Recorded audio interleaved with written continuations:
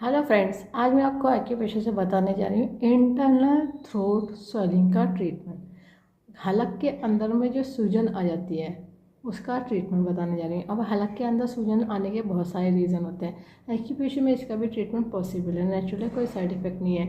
इसके लिए आपको ध्यान रखना होगा कि पहले ये देखिए कि सूजन स्वेलिंग आई क्यों है इंटरनल थ्रोट में। इंटरनल थ्रोट में स्वेलिंग आने के बहुत सारे रीज़न होते हैं, जैसे कि अगर आपको एसिडिटी ज़्यादा होती है या फिर आपको चेस्ट बर्निंग, हार्ट बर्निंग, इस तरह से जैसे जलन होती रहती है, हलक में जलन होती है, तो उसकी वजह से होता है। कभी कभी आपकी जो एलोपैथी मेडिसिन होती है वो हाई पावर की डोज की होती है, इसकी वजह से जो एसिड होता है वो ऊपर को आ रहा होता है। ऊपर को आ रहा होता है तो क्या होता है, आपके हलक में अंदर की तरफ जलन होकर सूजन आ जाती है। या फिर कुछ लोग बड़े बड़े बाइट्स खाते हैं, बहुत बड़ा बड़ा जो भी खाना का होता है चीज़ वो बड़ा बड़ा निगलते हैं, तो उसकी वजह से जब वो बड़े साइज़ का निगल रहे होते हैं ना, तो उसमें अंदर स्वेलिंग आ जाती है। क्यों? क्योंकि जितना उसका साइज़ है कॉन्ट्रैक्शन होने का या फ्लैक्स उसको खुलने का या एक्सपेंड होने का, वो साइज़ से अगर आप बड़ा कोई चीज़ खाएंगे, निगलने में परेशानी होगी, वो छिल जाएगा तो अंदर सूजन आ सकती है। ये रीज़न हो गए। अब पता चला आपको कोई बैक्टीरियल इन्फेक्शन है थ्रोट में, उसकी वजह से सूजन आ जाती है। मम्स की वजह से इंटरनल स्वेलिंग आ जाती है। या फिर आपके टॉन्सिल की प्रॉब्लम इतनी ज़्यादा हो गई है, टॉन्सिलाइटिस, जिसकी वजह से इंटरनल थ्रोट में प्रॉब्लम आ गई। या फिर लिम्फ जो यहाँ पे होती है, लिम्फ, तो लिम्फ में अगर स्वेलिंग आ जाती है उसकी वजह से भी इंटरनल थ्रोट में स्वेलिंग आ जाती है। या फिर आपके टंग के जो इंटरनल पार्ट में है वहाँ पे कोई प्रॉब्लम आई होती है तो उसमें भी स्वेलिंग आपके इंटरनल थ्रोट में ही आएगी। या फिर थायराइड की जिसको प्रॉब्लम होती है, जिसका थायराइड लेवल बहुत हाई हुआ होता है, चाहे वो T3 है, T4 है, TSH है, थायराइड का कोई सा भी यहाँ वो हो सकता है।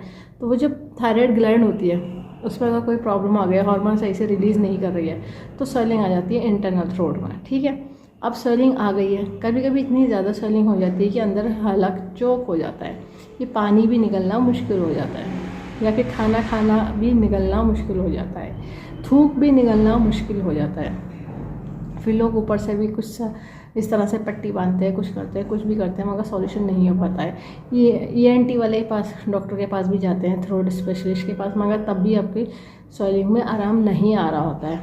तो देखिए स्वेलिंग में क्या, किस वजह से स्वेलिंग है, अगर वो डिटेक्ट हो गया तो उसके हिसाब से तो पॉइंट अलग से ऐड ऑन करे जाएंगे।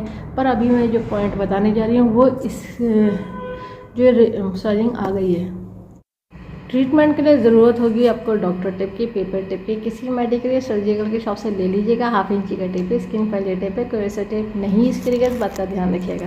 जिन्होंने कोर्स करा उन्हें पता है कि पेशेंट में यूज़ होती है ब्योर मैग्नेट, जो एक तरफ से वाइट होती है, एक तरफ से येलो होती है, टोन सीडेड का काम करती है, प्लस माइनस एनर्जी होती है, नॉर्थ पोल साउथ पोल होते हैं इसमें। और ये पॉइंट मैग्नेट इसलिए यूज़ होती है जब एक्यूप्रेशर का पॉइंट अपने को स्टिमुलेट कर सके, बैलेंस कर सके। ठीक है, अब जो मैं पॉइंट बताने जा रही हूँ वो TCM से बताने जा रही हूँ। जिन्होंने TCM पढ़ी वो लोग समझ जाएंगे, बाकी लोग लोकेशन देख करके पॉइंट लगा लीजिएगा। TCM के पॉइंट पे आपको ब्योर मैग्नेट लगानी है। जिनको कलर की नॉलेज वो लोग कलर लगा सकते हैं, पर ध्यान रखिएगा जो वो लोग कलर लगाएंगे तो कलर में अगर आपका पानी लग गया, पसीना आ गया, तो आपको रीअप्लाई करने पड़ेगा, और वो मार्क चाहे दिखता रहे मगर रीअप्लाई करना पड़ता है। और एक बात का और ध्यान रखिएगा, जो लोग कलर लगाएंगे उसके ऊपर मैग्नेट नहीं लगाइएगा, या तो आप मैग्नेट से कर लीजिए या फिर कलर से कर लीजिए। ये जो पॉइंट आएंगे हमारे मिडिल फिंगर में आएंगे, मिडिल फिंगर में रिंग फिंगर की तरफ जो मेरिडियन आती है वो आती है किडनी की। तो देखिए ये किडनी का सेकेंड पॉइंट है K2। फिर ये अपर जॉइंट से स्लाइटली, जैसे ये अपर जॉइंट पे कर लीजिए, अपर जॉइंट से स्लाइटली नीचे मिडिल जॉइंट की तरफ बढ़ेंगे तो पॉइंट आ जाता है किडनी का थर्ड, K3 K2। ये जो आपकी प्रॉब्लम आ रही है इंटरनल थ्रोट स्वेलिंग, तो इसकी अकॉर्डिंग ये पॉइंट वो करा जाएगा। सीडेड करने का तरीका रहेगा ब्योर मैग्नेट। पेपर टिप में से जब येलो विजिबल होती है तो इसको कहते हैं सीडेड, और जो स्किन पर टच होना है वो वाइट टच होना है। ठीक है, मैं आपको लगा के दिखा दे रही हूँ एक हाथ में। इस तरह से आप दोनों हाथों में लगा लीजिएगा, क्योंकि आपके थ्रोट में बायलेटरल दोनों ही तरफ स्वेलिंग आई होगी। अब ये तो अगर आपको पता है कि कौन सी तरफ स्वेलिंग है तो उसका रीज़न अलग अलग होता है, कि एक तरफ स्वेलिंग है तो क्या होगा। देखिए ये हो गया हमारा सीडेड, दोनों ही पॉइंट येलो विजिबल हो रहे हैं, इस तरह से सीडेड कहलाएगा। और ये दोनों हाथों में लगा लीजिए, 2 ही पॉइंट है।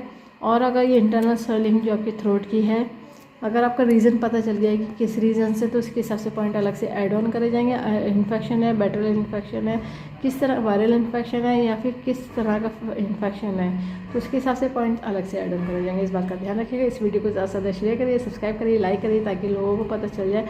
एक्यूप्रेशर से सभी तरह की डिजीज़ को ट्रीट कर देते हैं, क्योर कर देते हैं, कंट्रोल कर देते हैं, रूट कॉज को ठीक कर देते हैं। फ्यूचर में दोबारा कभी प्रॉब्लम नहीं आती। बस लाइफ स्टाइल को ठीक रखना होता है। बेल आइकन प्रेस करना ना भूलिएगा। जब भी मैं नया वीडियो अपलोड करूँगी तो आपको लेटेस्ट नोटिफिकेशन मिल जाएगा। लाइक करना ना भूलिएगा। इस वीडियो को एंड तक देखने के लिए thank you very much. See you next time.